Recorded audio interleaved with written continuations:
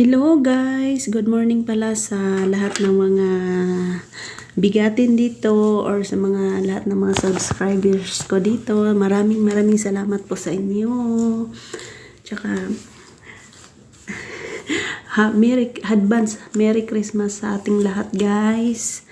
Shout out po sa lahat ng mga OFW na kagaya ko, na pinilit magpaka-strong para sa ating mga anak, para sa pamilya natin. Katulad ko na single mom, dapat pagsisikapan pa natin na mabuti para maabot natin yung mga pangarap natin para sa mga anak natin. So, maraming salamat po sa mga sumusuporta ng mga videos ko kahit hindi masyadong maganda. At least, pinapakita ko sa inyo na nag-upload ako araw-araw at mas gagawin ko pa, itry kong gawin yung best ko.